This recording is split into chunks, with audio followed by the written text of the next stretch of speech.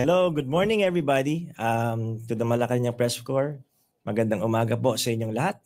I would like to announce that we have currently inayos po natin yung appointment sa PTV4. We have accepted the courtesy resignation of former General Manager Toby Nebrida.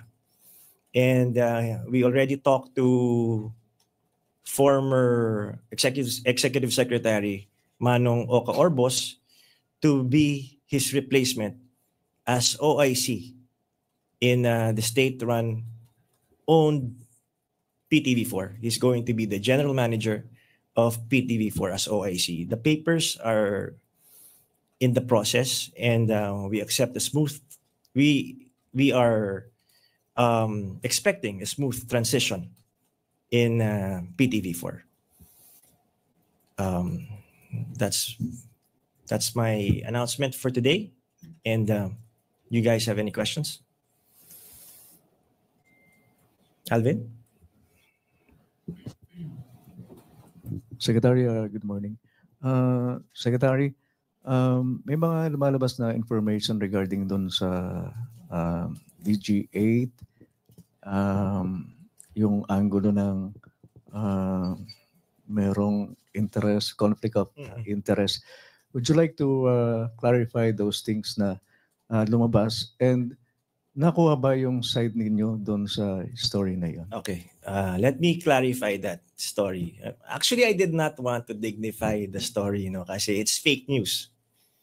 It's fake news. Unang-una, I don't own a share. I'm not a stockholder. I am not an owner of Digital 8.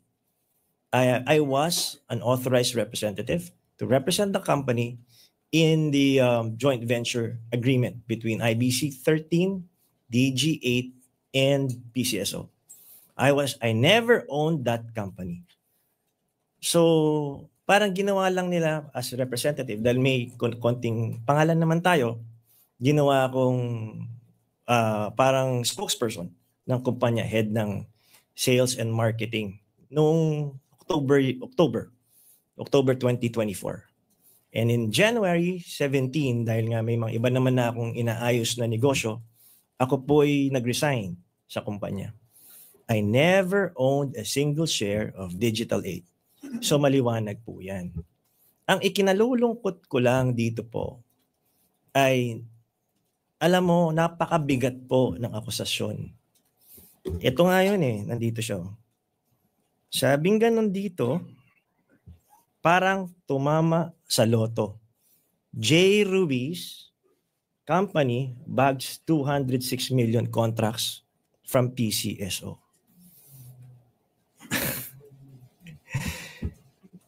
Walang byline, walang pangalan kung sinong sumulat nito. 'Di ba? Online site, walang pangalan. Iba pa, may mga nag-carry pa ng iba. Alam niyo po, isa sa mga dahilan kung bakit ako pumayag ng biging Presidential Communications Office Secretary ay upang labanan ang fake news. It was actually my topic during the flag raising ceremony that was held yesterday. That one of the fight of this government and in the BBM administration and in my term as PCO, one of my programs is to fight fake news. Not knowing na ako pala mismo ang magiging biktima ng fake news. Sinabihan, can you imagine, 206 million, paparatangan ka ng ganyan, na hindi ka man lang kunan ng panig, na hindi ka man lang tawagan. Nasabi, PCO, secretary ako po. Nandito lang ako. Yung nagsulat nito, kung sino man, or kung sino man yung may-ari, kilala ko naman. Si dating secretary, Undersecretary Ray Marfil. Kilala ko, nakasama ko siya sa Senate.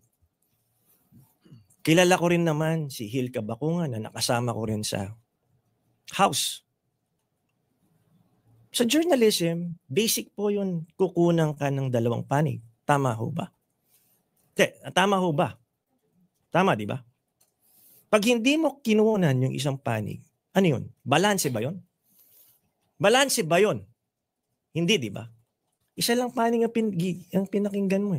Una-una, wala nga dokumento yung storya. In the story, it says, I was an authorized representative. Even the document said it.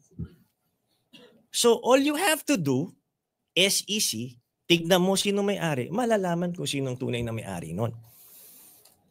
So ngayon, nakapagtataka naman na ngayon gumagawa tayo ng mga reforma, na ngayon gumagawa tayo ng mga pagbabago. On my 8th day, 8th day, may ganito ng storyang lumalabas. Ano to? Demolition job? Fake news ba to? Ano ang dahilan? Secretary, that Yes, yun sana ipa-follow up ko eh. Sa inyo na rin nanggaling. Anong nakikita niyong motibo doon sa mga allegations against you? Alam mo, Alvin, marami akong nakikitang dahilan. Siguro 2, 3. Meron kasing mga mangyayari dito na kinakailangan kong gawin. Merong balasahan na mangyayari. May mga, ang utos ng executive secretary, lahat from director up, kailangan magsumite ng courtesy resignations. I don't know kung bakit, I don't know, meron akong slight na siguro kung bakit nila ginagawa to. No? Pero ang pakiusap ko lang, sana naman, kunan naman ang panig ko. Sana naman, the greater the accusation, the greater the fact-checking. And make sure that you ask the person that's being accused. Isipin mo to, partner.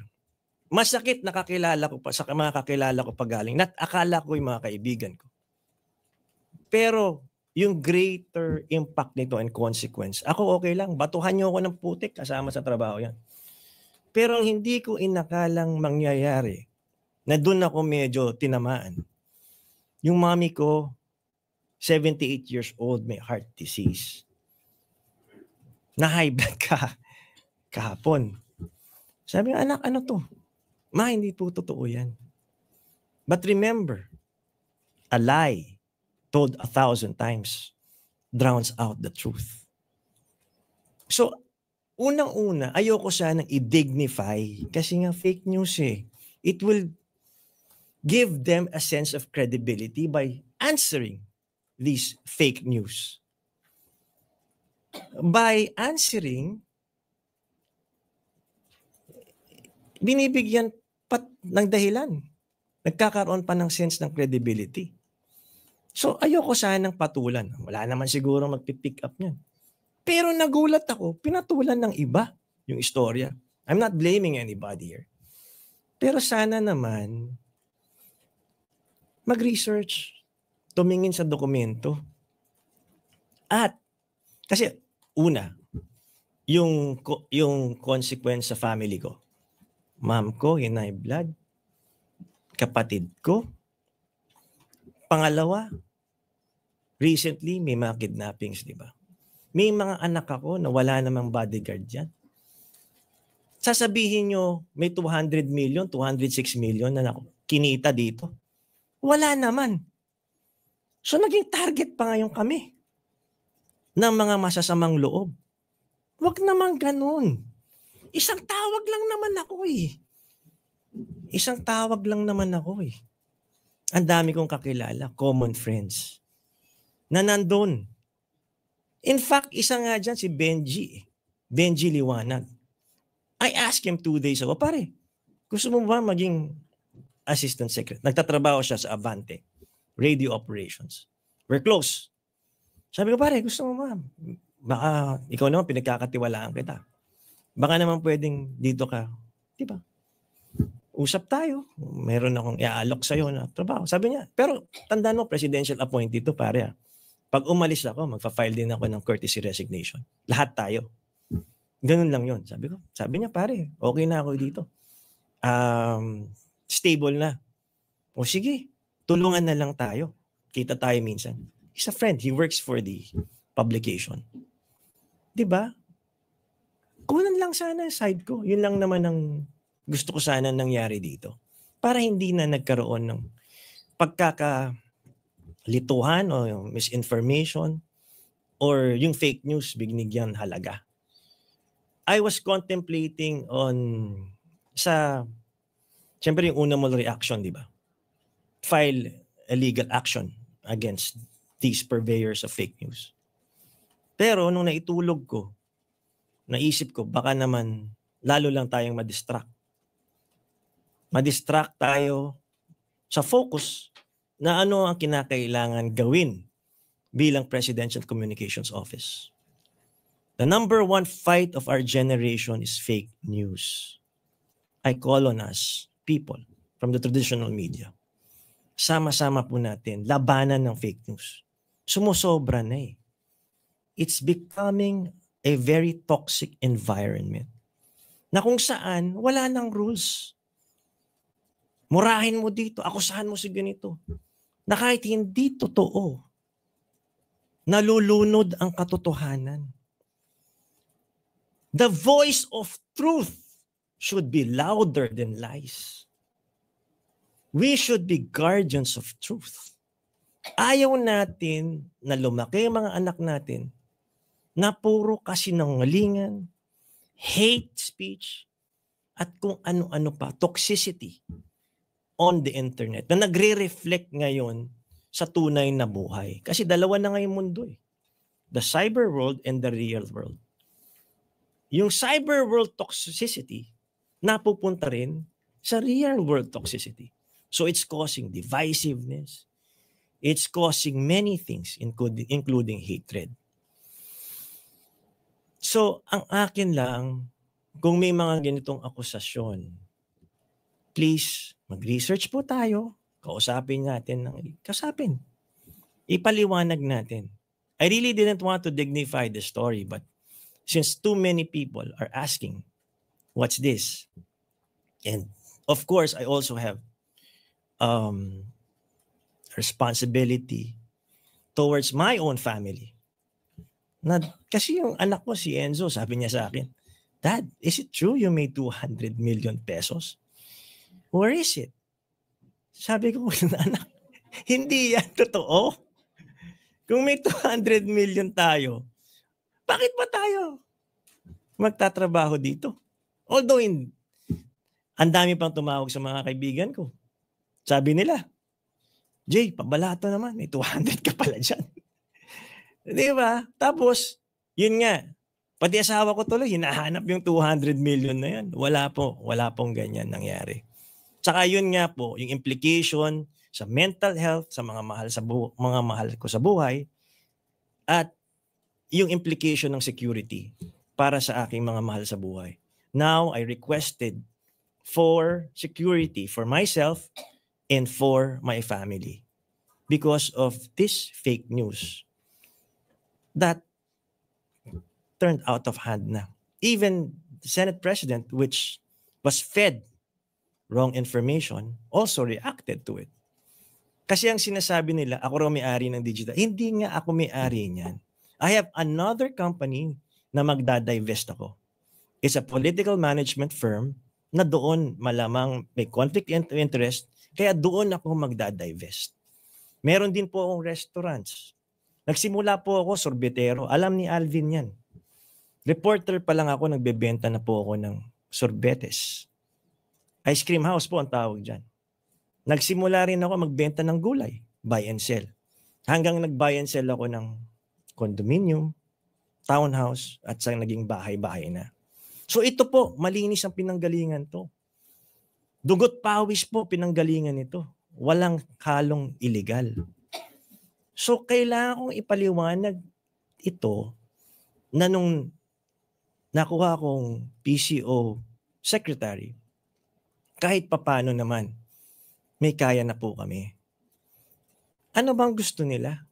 Dapat ba tambay ang maging susunod o dapat ba palang naging trabaho sa gobyerno o kung saan man? Doon ba dapat manggaling ang PCO secretary? Diba? May pinanggalingan din ako. But as a private citizen, when I was working as a reporter for ABS-CBN, sinasabay ko yun. Nagtitinda ako ng sorbetes. Nagtitinda ako ng gulay. Lahat ginawa ko. Pero dahil sa pagsisikap to. So pag dinudungisan yung pangalan ko ng ganito, masakit. Dahil siyempre may mga kapitbahay ako eh. May reputasyon akong inaalagaan eh. Diba? Ano na lang sasabihin? Magsisimba ka, nakatingin sa'yo lahat ng tao. Oh, kumita ka pala ng 200 million. Huwag ganun. Hindi man lang ako kinuha ng side eh. Ilalabas. Ang masakit nito, tumatawag, baliktad, di ba? You accuse someone, eto may istorya. Sir Jay, may istorya. Or Jay na lang. Jay, may istorya. Oh, kumita ka raw ng 200 million sa ganitong. At least, tawagan mo lang. Balance, di ba? Fair reporting. Hindi nangyari yan eh. O ngayon, baliktad. Ako pa ngayon ang tumatawag. Di naman ako sinagot. So ano to? Bakit? Anong dahilan? Anong motivation?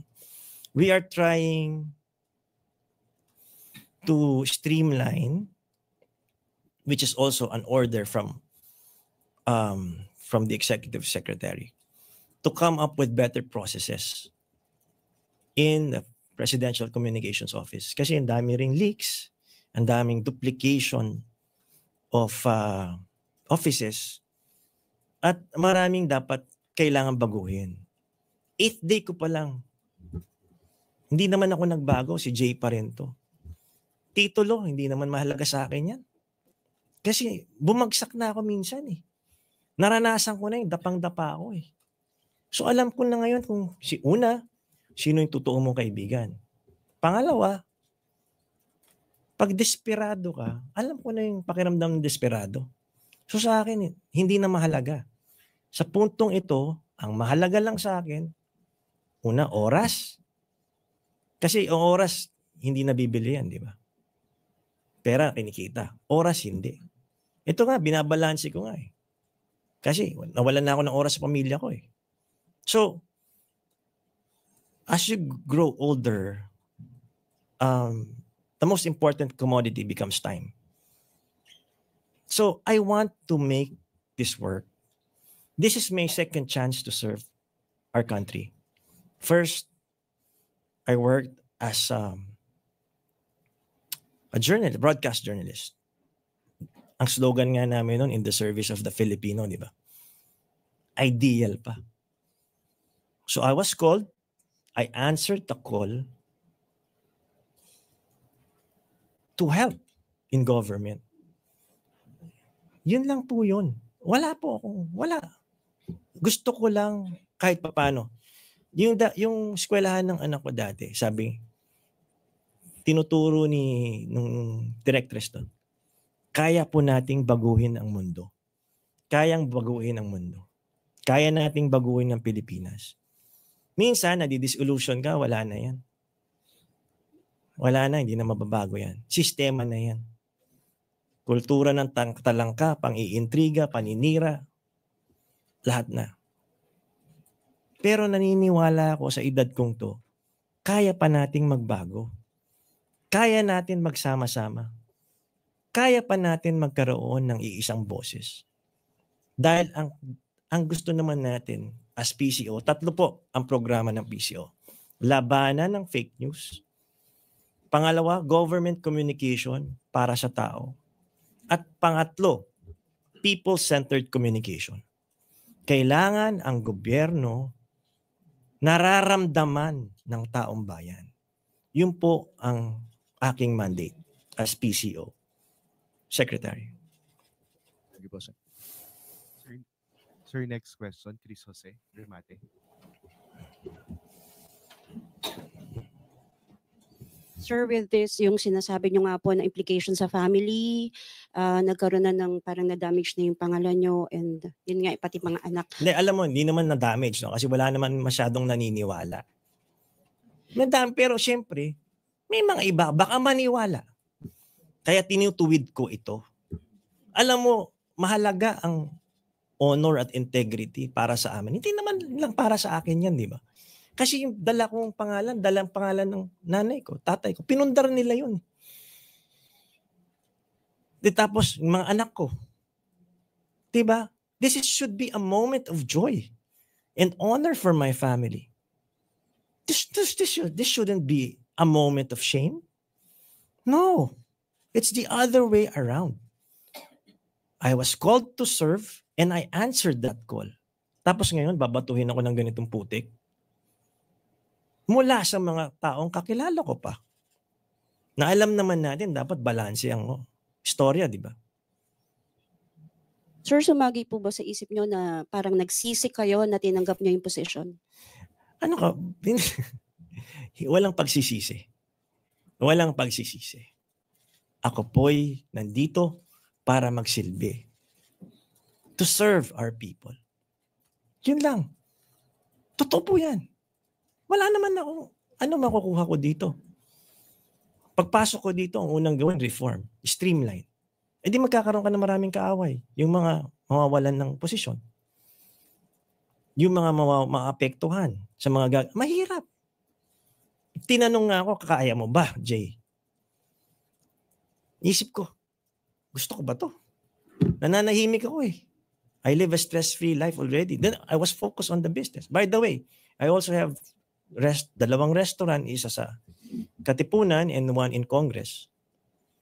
Okay, yung sa Congress is a yearly contract na ibinigay yung contract ay paano ba? Inimbitahan kami. Kasi ako'y private citizen ng wife ko.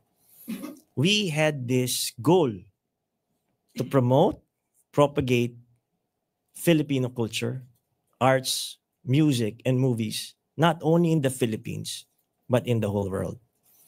We believe that the Filipinos are world-class. So yan, gumawa kami ng mga exhibits sa art, gumawa kami ng exhibits nag-produce kami ng books, gumawa kami ng kanta. Lahat ng gusto namin gawin, dahil meron naman, at ini-exhibit namin yan. Pati pagkain. Kasi ginagaya namin yung nangyari sa South Korea. 'Di ba? Dati South Korea hindi naman ganong kasikat. Pero ngayon we watch their movies, we listen to their music, we eat their food, and we dress their fashion. We're turning Korean. Yun ang problema, 'di ba? But we're not Koreans. We have to be Filipinos. Yun yung aming advocacy. Nagustuhan nila. Sabi sa Jay, tama ka eh. Instead na ipakain natin dito or ipainom natin Starbucks coffee, bakit hindi na lang Filipino coffee? Yun yung doon nila nagustuhan yung concept na ipagmalaki natin ang sariling atin. Yun ang concept nun. Yung sentro artista. Yun yung dahilan kung bakit naitayo yung restaurant na yun, naitayo dun sa Congress, naitayo dito sa Art on Strip, at pati na rin yung art gallery. Pag titignan nyo, yung mga art naman doon, hindi naman ganun kamahalan. Hindi naman yun yung mga art naman, may national artists, hindi. It's a platform for new artists where they can exhibit their art. Yun. Kasi baka mamaya pati yan, madamay. Ano pa ba meron ako? Meron din po akong leasing company. Sabi ko nga sa inyo, nagsimula po ako sa pamimili ng condominium, pinapaayos, binibenta after. Finiflip, kumbaga. So, ito po, galing po lahat dugot pawis namin ng asawa ko. And ayokong mahalo eh. Kasi ito pinaghirapan natin eh, di ba? Makasabihin na kaya pala maraming naitayong bahay or what? Baka kasi madamay, Mali po. Kaya talagang iniingatan ko to. I also owe it to my family. Sabi kasi nila, Jay, wag ka na okay na yung statement natin. Naipaliwanag mo na. Hindi. Sa Japan, pag nasira yung honor mo, ipinaglalaban mo yan hanggang kamatayan. Minsan nagpapakamatay ang mga Hapon para sa kanilang honor. Sa kanilang pangalan. Diba? So akin, ipaglalaban ko rin. Alangan naman di na ako magsalita. Then, may papanalo yung mga fake news. Sir? Yes. Sir, last na lang po. Apa. Tama po ba yung understanding ko na nakarating na po kay Presidente yung issue? Hindi naman. Kasi hindi naman nakarating doon. Ito lang po, nakarating lang sa nanay ko. Nakarating sa asawa ko at nakarating sa anak ko. Yun yung mahalaga. Kaya ginagawa ko to para sa kanila. I owe it to them to explain. Kasi ang hirap naman, baka mabully sa school eh. 'Di ba? Kasi wala naman silang kinalaman dito eh. Kaya nga please lang, walang mag-please lang ha. Ito na talaga. Pag pinakita yung mga mukha ng anak ko, please, wag isasama yun. Okay lang ako, wala ang problema. Pero not my family. Please lang, hindi sila kasama dito. Thank you, sir. Sir, next question. Kasi yun nga, yung security concern ko lang. Yung security concern, wag na yun. Hindi pa pwede yun. Sir, next question po is Tuesday New, DZW. Sabi nga pala, ito pala nakakatawa. Yung may driver ako, personal driver, di ba? Sir, yung asawa ko medyo natatakot na. Bakit naman? Nagiging controversial ka masyado. Baka raw madamay ka. Madamay siya. Ay, paano madadamay? Wala nga katotohanan yan. Di ba? Tingnan mo, implications. Ngayon, ang tanong, good people from the private sector, unang upo nila dito, ganyan ang kanilang haharapin. Paninira, pang-iintriga, demolition job. You think you will be able to recruit good people in government? Pag ganyan tayo ng ganyan, umpisa pa lang, iniintriga ka na. Umpisa pa lang, winawasak ka na. Mali naman, di ba?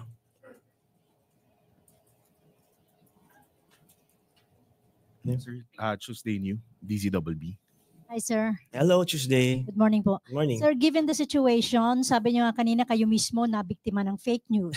At mismo sa PCO may leakage, Yes. may mga siraan, may mga intriga. Mhm. What immediate measures po or actions ang ipatutupad ninyo para matigil na po ang mga ito? Ako una, ina-identify natin itong mga salarin na ito. Pinagsasabihan din natin yung masyadong nagbibigay ng intriga. At ngayon kasi, nung una open ako sa lahat eh. Kasi lahat ng information, di ba? Ito, kanan, bulong dito. Si ganito, si ganyan, si ganito. Si ganito, si ganyan, si ganyan. Ay, i-filter mo ngayon eh, kasi marami naman akong kaibigan dito. Di ba? Palakasan ng boses. Palakasan ng bulong. So, kailangan din ma-decipher mo kung sino yung nagsasabi ng totoo, sino yung sumisip-sip, sino yung papalakas, sino ang karapat-dapat. Performance-based ba? Although mahirap gawin. Mahirap gawin. Kasi bawat tao may history. May iba, may mga malalakas na backer. May mga iba, may pinagsamahan kayo. So, as I said, you will have to make hard choices. I will have to make hard choices. But I know that if I made the wrong choice, it's me on the line, di ba? Ulo ko naman ng sisibakin dito. So, ako, I'm coming from, gawin ko na lang to. Minsan lang naman dadaan sa buhay ko to, di ba? So, gawin ko na lang siguro yung tama. Pero, alam mo, pag nandito ka pa na ganyan, no? Mga decision na ganyan. Kasi napakarami eh. ang una kong naisip, nung una kong pasok dito, PCO ba to or employment agency? Sorry boss, yun ang naranasan ko eh. PCO or employment agency. Marami kasing gusto magpa-retain, marami rin naman gusto maghanap ng trabaho. Naintindihan ko naman yun. Okay lang naman. Pero we will have to choose the right person, people. Kasi in the end, ako rin ang mananagot. In the end, tignan mo, nakailan na po PCO? Pang-apat na ba ako? Pang-apat na, no? Pang-apat. So, one wrong step, one wrong move, para ka nagbabalanse dito parati. Pwede kang bumagsak. Kaya nga ako, I keep my feet on the ground as much as possible.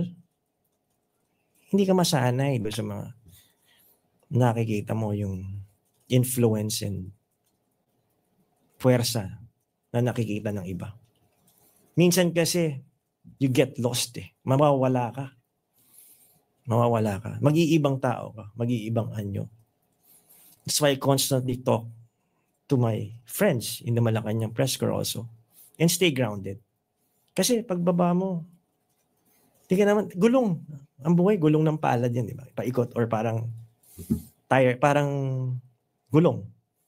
Baba, taas. Pagbaba mo, sila pa rin makikita mo. So, kung nasa taas ka man ngayon, ganun ka pa rin, hindi ka magbabago. At siguro sa akin as PCO, Secretary, I always want the constant feedback, the constant dialogue. Sa aking mga kaibigan na tumatawag, minsan hindi ko lang nasasagot. Kasi ito po, pag kasama mo si Presidente, nasa kanila yung telepono. So hindi ka talaga makakasagot. So sa mga nagsasabi na, baka nagbago na si Jay, lumaki na ulo. Hindi po. Marami lang din po talagang trabaho. Kasi dalawa eh. Yung management ng PCO office, including the 10 attached agencies, hahanapan mo ng mas magandang proseso. Lalo na yung ibang attached agencies, maraming empleyado ang nagre-reklamo dyan. Paano mo maipapalabas yung government messaging kung nagkakagulo yung mga empleyado sa baba? So yun muna ang ayusin natin, yung bahay natin. Follow up lang, sir. Ngayon, sir, na nabigyan kayo ng chance to explain yourself, I'm sure hindi lang yan yung baka maibato sa inyo, baka masundan pa ng iba. So do you plan on answering back ulit kapag may mga ganitong issue na naman laban sa inyo o magtatrabaho ka na lang? Kailangan sagutin eh. Pero yun nga lang ang pakiusap ko lang sana. Pag may ganyan, bigyan mo naman ng basis. I-fact check mo muna. Dali naman eh. Punta ka SEC, tignan mo, sino ba may-ari nito? O nakita mo, authorized representative J. Ruiz. O siya ba may-ari o binigyan lang siya ng authority na mag-represent ng company? Yun lang. Jay, may ganito. Pwede mo, Tuesday, magkakasama na tayo. Ang tagal na natin magkasama. Defense beat pa lang, kasama mo na ako. Diba? Ganun lang. Tanungin niyo ako. Tanungin niyo ako. Open book naman. Hindi naman ako pumunta dito para kumita eh. Wala akong ganyang plano. In fact, makakabawasan pa nga ng kita to eh. Kasi napabayaan ko na ng mga negosyo ko. Napabayaan ko na. So, last question? Or Raquel Bayan, Radyo Pilipinas. Sir, good morning. Sir, we understand your reason not to file charges po. Pero don't you think, sir, na yung hindi natin pagpapanagot sa mga nasa likod nito would set an example na okay lang pala maglabas ng impormasyon na walang basihan kung wala naman po silang legal sanction? Alam mo, I thought about it last night. Pinagdasal ko po yan. Humingi po ako ng guidance sa Panginoon. Ano ba dapat na gawin? kung kagabi mo kinausap, magpa-file ako ng cyber libel sa kanila. Pero this is not about me. This is about government communication. Hindi naman maganda yung optics na isang Presidential Communications Office Secretary mag-file laban sa mga taong gumagawa ng fake news. Lalo na supposedly sila ay mga online journalist or may sariling, kasi mabigat din kalaban I mean, di naman sila kalaban, pero yung mga bumabanat sa akin, medyo may tabloid yan, may sariling broadcast yan. Hindi ko naman sinasabing lahat sila. Hindi ko naman sinasabing gano'n. Ibig sabihin, it will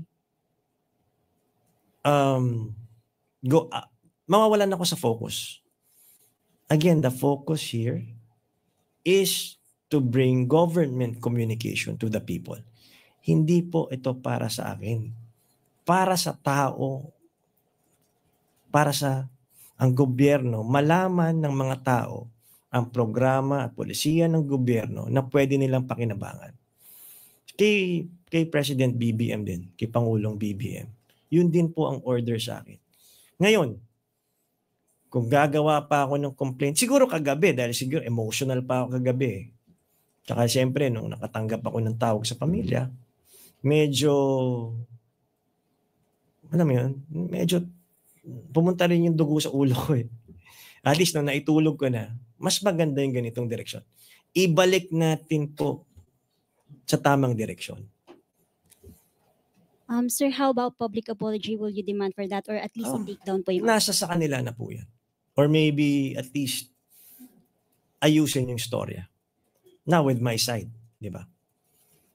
Na at least pasagutin naman nila ako. I think karapatan naman ng bawat isa yung ganyan. Fair, balance. Ivan, yun.